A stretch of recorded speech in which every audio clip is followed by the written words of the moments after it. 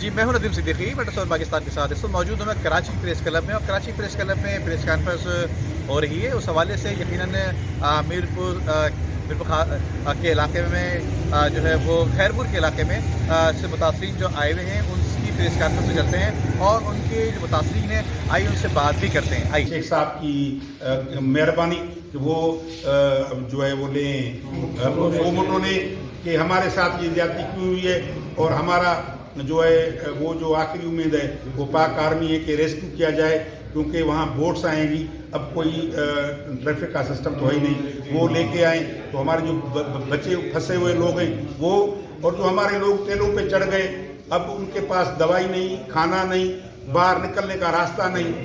کچھ بھی نہیں۔ ہم سیلاب متاثرین ہیں اور برسات متاثرین ہیں، ہمارے پاس کوئی اب بچنے کی کوئی چیز نہیں بچی، ہمارے مال مویشی اناج جو ہے سارا ڈوب گیا ہے پانی میں، اور ہمارے پیارے جو ہیں بہت بچے اور بزرگ اور عورتیں جو ہیں وہ پانی میں پھنسے ہوئی ہیں۔ میں آرمی چیف کو یہ گزارش کرتا ہوں والانہ طور پہ خدا را ہماری مدد کریں، سندھ حکومت اور وفاقی حکومت ہماری کوئی بھی مدد نہیں کر رہا ہے، اور ادھر وہ ایسے لوگ بھی پھنسے ہوئے ہیں جو آرمی کے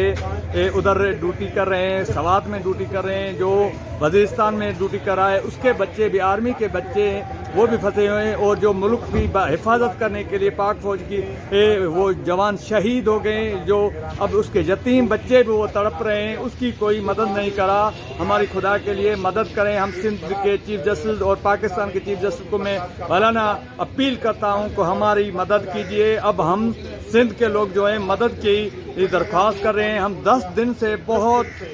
بھوکے اور ننگے ہیں، کچھ لوگ بچے ہیں اور کچھ لوگ ادھر ہیں جو ہمارے اپنے پیروں سے ابھی رابطہ بھی نہیں ہو رہا ہے بالخصوصاً، اور اس کو ریسکیو کیا جائے، اور جہازوں کے ذریعے یا کیسے ویڈیو کے ذریعے۔ ہمارا تعلق ٹھری میروا تحصیل ہے، ضلع خیرپور، جبکہ پوری سندھ اس وقت ڈوبی ہوئی ہے۔ جو حالات ہے اس وقت پورے ٹھری میروا جس کی آبادی تقریباً 5 لاکھ سے زیادہ ہے، وہ پورا علاقہ جو ہے ایوریج 4 سے 5 فٹ پانی کھڑا ہے، روڈوں پہ بھی کھڑا ہے، تو لوگوں کے مکان گر گئے، مال مویشی وہ بیمار ہو گیا، مر گیا، کوئی روڈوں پہ پڑے ہوئے ہیں مال، ان کو گھاس چارہ کوئی ہے نہیں دینے کے لیے تیار نہیں۔ جو لوگ اکثریت تھی وہ بڑے ٹیلے ہیں ان پہ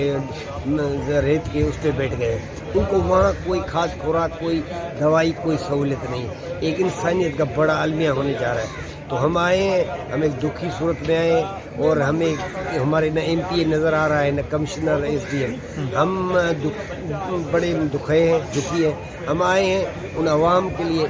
جو وہاں کم پرسی حال میں، برے حال میں ہیں، ہم ان کے لیے آئے ہیں کہ ان کی مدد کی جائے۔ ہماری آخری امید پاکستان آرمی میں ہے، اس کو اپیل کرتے ہیں اور ان کو تو کہ وہ آئیں اور یہ اس المیے سے نجات دلائیں کہ بہت بڑا المیہ نہ ہو جائے، کیونکہ لوگ کے پاس دوائی نہیں، بیمار ہیں، کھانا نہیں۔ کچھ لوگ جو کراچی میں ہیں ان کے رہنے کا بندوبست نہیں ہونے کا۔ عمدہ میں پکائیں اور جی بھر کے کھائیں۔